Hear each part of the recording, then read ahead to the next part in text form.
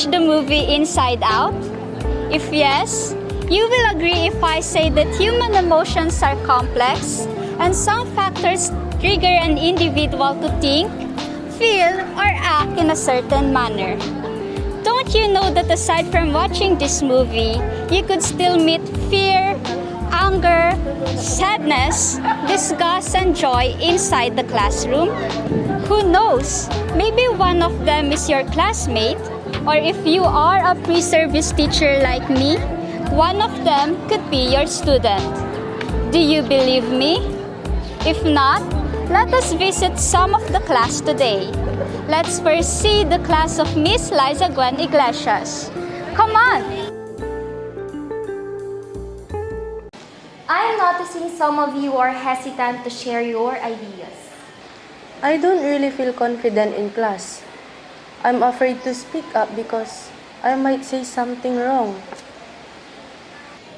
It is great to see you all working together, but remember that everyone has unique perspectives and contributions to make. Don't be afraid to share your thoughts, your ideas, your opinions, even if you are not sure if they are right. But what if I make a mistake? Making mistakes is a part of learning. We all make them, and that is how we grow.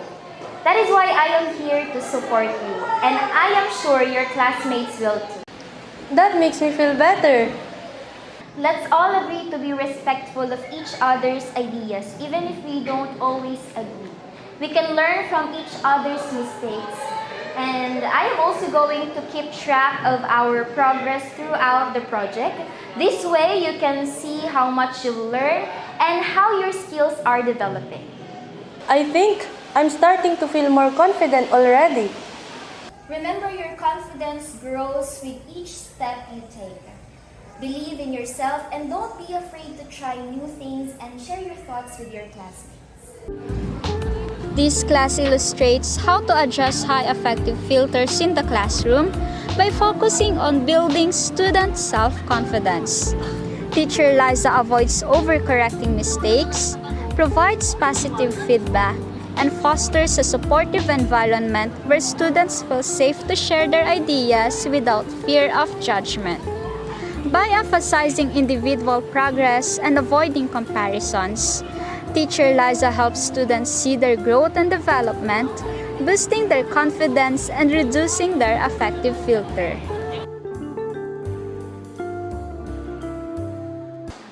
Your final output is due in 2 weeks. If you have questions, ask.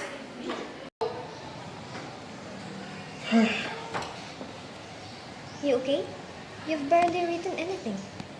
What's the point, right? No matter what, nothing improves. I'm stuck. You're usually on top of things. What's going on? I can't care anymore. I'm so behind. Talk to Mom. She might help. What she's gonna say? Try harder, you can do it. I'm so tired.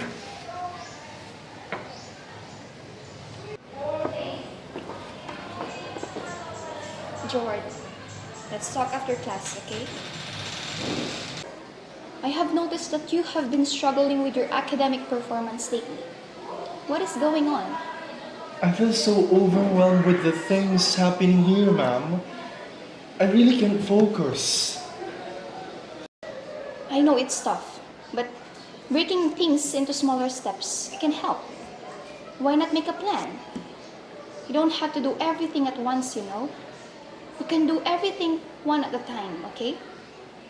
Try personalizing your output. Try incorporating arts and music, the things that you love. Maybe that could work. And remember, ask for help when you need it, okay? You're not alone. Okay, ma'am. Students' lack of motivation is often tied to feeling overwhelmed and disengaged. These emotions raise their affective filter, making it harder to focus or feel inspired. Low motivation isn't laziness, it's emotional overload. When students are unmotivated, they may disconnect and avoid tasks. The teacher suggests breaking tasks down into smaller steps, making them more achievable for the students. Low motivation often comes from feeling overwhelmed by the size of a task, and by breaking it into bite-sized pieces, it will look like a simple and attainable task. This helps shift the student's mindset from, "I can't do this," to, "Maybe I can handle this one step at a time." Good morning, class. For today's discussion, we will be playing a game called Where Shall I Go? So, in this game, one of your classmates will be blindfolded. So, he or she needs to find the flag which I will hide later on. Since your classmates can't see anything, she or he needs to rely on your directions.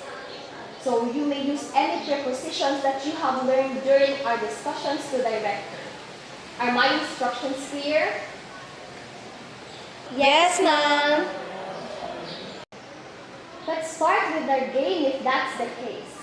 Who among the class would want to be blindfolded? Anyone? I volunteer, ma'am.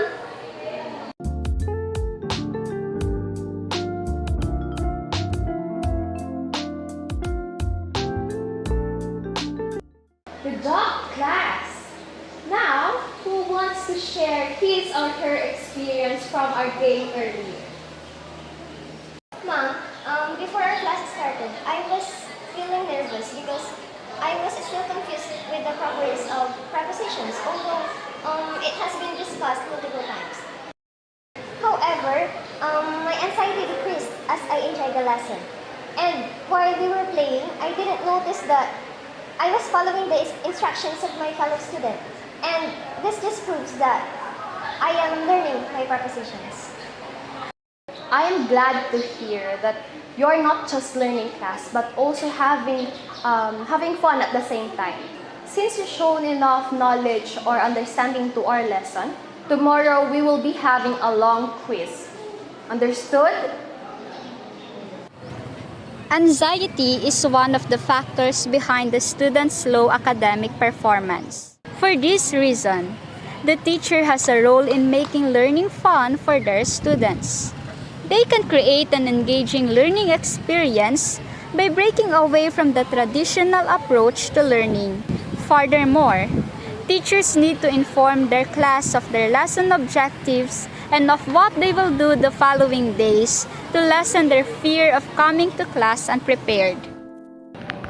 If we try to relate Stephen Krashen's affective filter hypothesis and language acquisition to the different scenarios we witnessed a while ago, we can conclude that there really is an invisible psychological filter that can affect the learner's academic performance. As a teacher, it is important to understand that the learner's motivation, confidence, anxiety, and negative attitude towards the subject always affects the teaching and learning process without us noticing. My fellow pre-service teacher, I hope that by watching this video, you will learn how to manage your class once you met fear, joy, anger, sadness, or disgust inside or outside the four corners of your classroom.